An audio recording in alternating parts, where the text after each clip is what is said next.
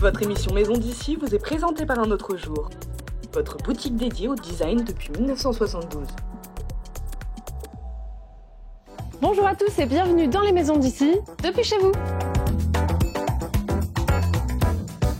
Si toi aussi tu souhaites restaurer l'intérieur de ta maison, connaître les différentes étapes pour réussir ton projet de rénovation, abattre les cloisons, redistribuer les pièces par exemple, je te propose que nous allions à la rencontre de Florian, gérant de la planche à dessin. Tu vas pouvoir également apporter une belle touche de créativité avec Un Autre Jour qui nous donnera des astuces et conseils pour la décoration de ta maison. Les Maisons d'ici, c'est parti! Bonjour Florian. Bonjour Becca, comment ça va? Ça va super, merci. Bienvenue à la planche à dessin. Merci. Tu me suis? Allez, je te suis.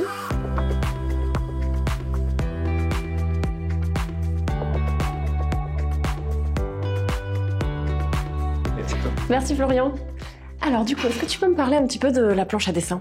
Oui, on est une agence d'architecture d'intérieur qui existe depuis maintenant 10 ans et on intervient essentiellement sur des projets en rénovation, réhabilitation, en neuf également, de l'habitat, de la villa d'appartement, mais également des restaurants, des commerces, des bureaux.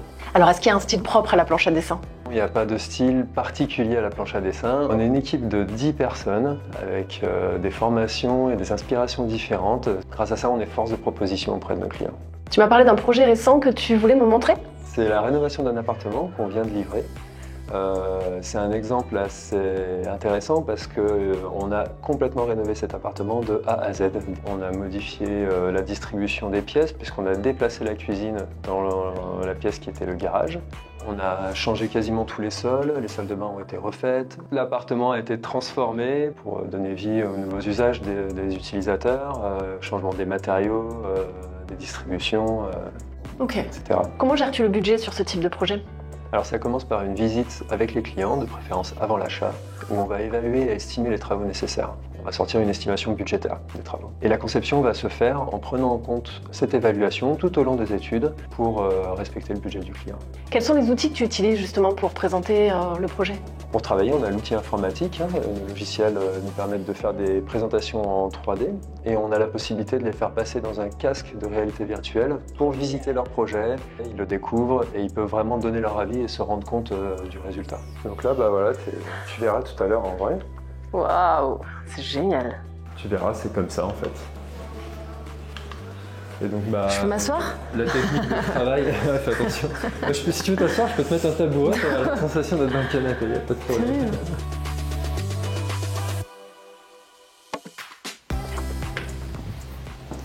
Voilà, bienvenue. Waouh, super. Donc c'est le dernier projet qu'on vient de livrer. Et on a travaillé sur une rénovation complète, comme je te l'ai montré, du sol au plafond. Et notamment sur des éléments d'agencement comme celui-ci, avec c'est un placard, placard porte-manteau dissimulé. Ok, excellent. Et la cuisine qui a été entièrement faite sur mesure, vraiment sur mesure, en travaillant avec plusieurs menuisiers, certains pour les caissons de cuisine, plan de travail en pierre sintérisée, voilà. Des façades également en bouleau. Donc un mix de façades, on est sur deux types de façades différentes. Un élément suspendu qu'on a dessiné et fait réaliser également sur mesure, elle est mise en lumière avec des petites plantes pour la déco. Puis alors ces baies vitrées, elles sont énormes. Alors la baie vitrée, c'était indispensable pour la lumière et pour la connexion avec l'espace extérieur, qui est un vrai espace de vie dans cette maison.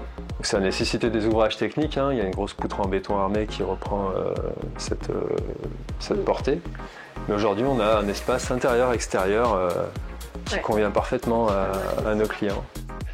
Donc là, on arrive dans ce large couloir qu'on a conçu. Auparavant, c'était la buanderie. On a tout détruit, les murs de la buanderie, pour avoir une circulation large entre le séjour et la cuisine et avoir une communication à la fois pour la lumière, l'air et avoir la vue, conserver la vue de ce côté-là. Ok.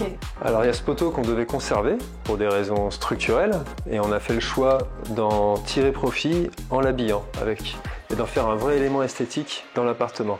Donc avec un habillage en bouleau comme celui de la cuisine, un élément de mobilier dans des teintes de bleu qui sont un choix esthétique pour la pièce, et une résille qui a été dessinée et réalisée sur mesure également.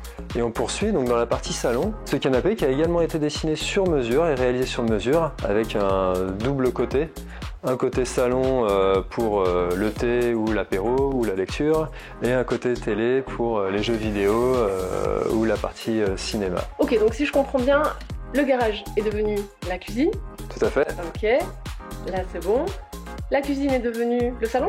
Oui, Okay. et le dressing de la grande chambre. Et le dressing de la grande chambre, exactement. Et le dressing et la salle de bain sont devenus... Une grande salle de bain.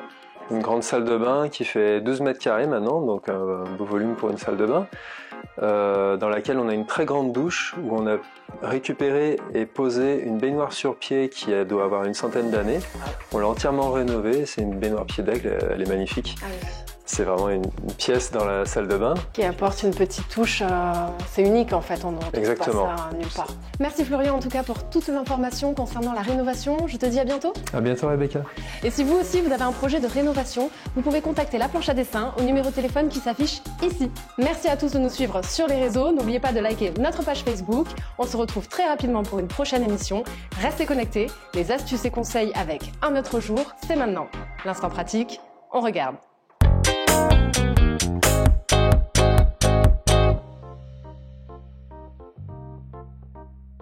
Au-delà de la question de l'esthétique et du design de vos luminaires, les modèles que vous choisirez devront être adaptés à la pièce de vie dans laquelle ils seront installés. Par exemple, pour le salon, on va opter dans un premier temps pour l'éclairage général avec un spot encastré, si possible dimmable, c'est-à-dire qu'on peut varier l'intensité lumineuse en fonction des besoins. Ensuite, le salon, c'est une pièce de détente, mais c'est également une pièce où on peut lire, où on peut travailler. Donc au-dessus du canapé, par exemple, on peut opter pour un lampadaire qui va venir éclairer la zone de travail. Et puis en complément, on peut avoir une petite lampe apposée sur un meuble ou sur une petite table qui va apporter la touche décorative.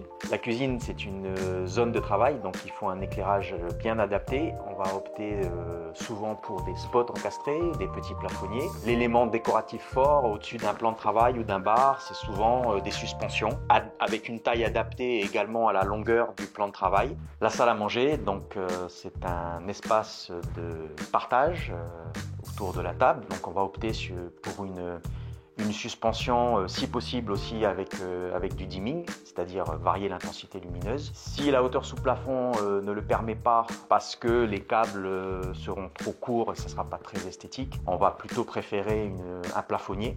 Pour la chambre, un éclairage trop agressif ne serait pas du tout adapté à cet espace de détente. On part sur des luminaires, des suspensions ou des plafonniers mais avec un éclairage très doux. Ensuite, le côté pratique, soit des lampes de chevet de part et d'autre du chevet, soit des petites liseuses que vous allez pouvoir orienter en fonction de votre usage. Alors le Japendi, c'est une tendance très en vogue depuis quelques années dans les magazines de déco, auprès des architectes. C'est la contraction du mot Japon et Scandinavie. Donc en fait, c'est la fusion du style scandinave, qui est un style fonctionnel très cocooning, et du style japonais, qui privilégie l'épure, le minimalisme. Donc le but, c'est de créer des intérieurs chaleureux, mais en même temps très minimalistes, très naturels. Il faudra également soigneusement sélectionner votre mobilier. On privilégie le mobilier aux lignes épurées et aux matières brutes.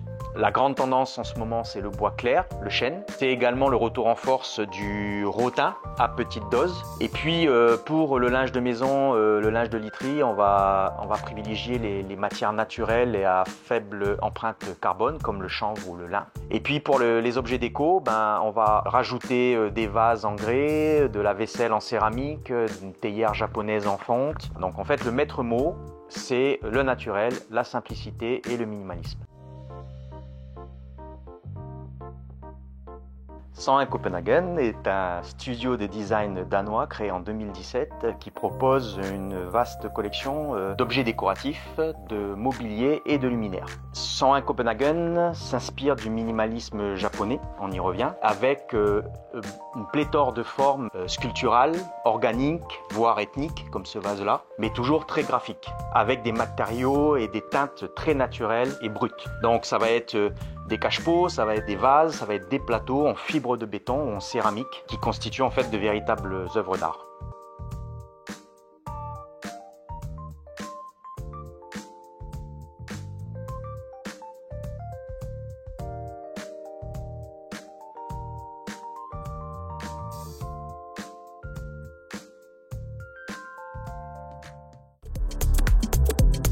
Votre émission Maison d'ici vous a été présentée par Un Autre Jour, votre boutique dédiée au design depuis 1972.